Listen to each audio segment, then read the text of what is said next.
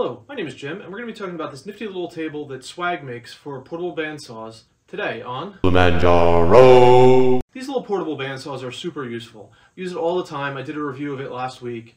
It's very convenient. You can take it and carry it to the workpiece. So if you have a piece of angle iron, you can bring it over, clamp that down somewhere, and just cut right through it very easily. If you've got a pipe that's already installed, you need to cut the end off, you can take it up, pick it up, take it over to that, cut it very easily. But what if you want to use it more like a traditional bandsaw? Well, that's what this little table is for. So Swag makes this table. It's just 3 pieces of bent up sheet metal. It's nice and thick. The legs are 1/8 inch thick. The top is 3/16 in thick. And you slide the bandsaw into it, and I'll show you exactly how that works in a minute. And then you can use it kind of as a traditional bandsaw. So pretty straightforward, right? You turn the saw on, and then you just push your material into it. So the pretty slick thing about this is how it mounts the saw. So looking at the saw, there's no convenient way to mount this here. There's no bolts on this face that you could pick up. There's any features that Milwaukee put in there to make mounting in a table like this possible. So what they do is in the back here, there's a special cutout that engages on this little cooling slot down here and picks up the lip of that. And then at the front, there's a little screw that you tighten down, which grabs the front of this blade guard. And then there's a little screw in here that pushes down right on this part right here and tensions everything and keeps it all in place. Actually ends up working really well, although it is a little tricky to get set up. So to set it up, the first thing you have to do is extend the blade guide all the way out. So that's with this little lever right here. So we push that all the way out. And then we slide it in like that. And we have to try to get it underneath that screw on the front. And it nestles in there. Now I can tighten that screw down. And then the last step there is to tighten this little Allen key right here. So this tightens down and puts some pressure on the bottom there, and it keeps everything mounted nice and tight. So just give that 2 turns. I'm a little worried about over tightening this because it's just going to bend this piece of plate, and none of this stuff is really meant to be mounted like that, so it could potentially damage it. But as long as it gets sub flush with here, it seems like that's a good amount of tension on there. Then the next problem is, how do you keep the trigger pulled while you're working on it? So they give you this little Velcro strap that goes around the trigger. Super simple. You can get it through the slot anyway. And then the only difficulty there is that you have to push the secondary safety feature in and then pull the trigger.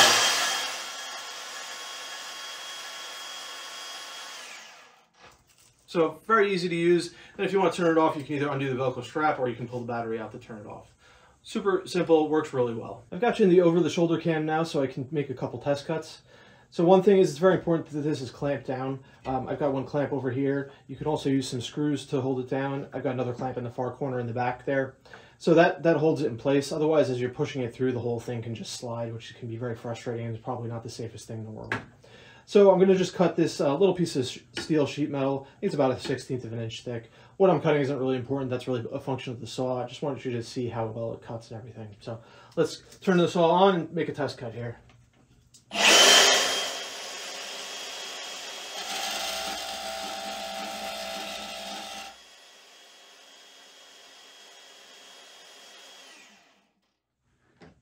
Right, so it's very easy, cuts really nicely. Can give you a lot of control, particularly for smaller, more particular cuts where you really need to follow your line real well. You can obviously see I didn't do the greatest job there, but just for demonstration's sake. I find this table super handy to have.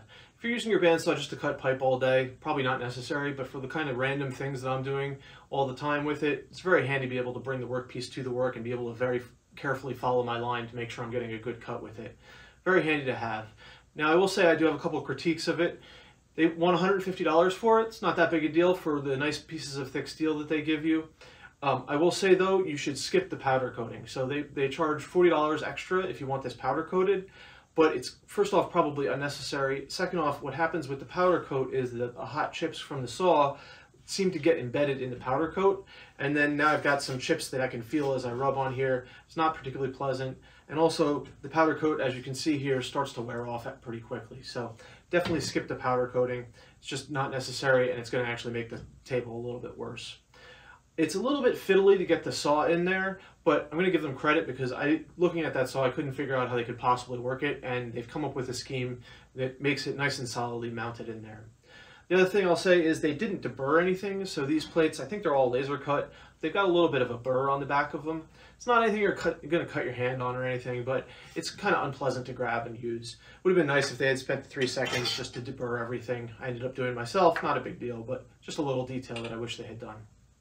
Other than that, I think it's really fantastic to have. Highly recommend you get one if you do the sort of kind of random fabricator type work that I do. Thanks for watching.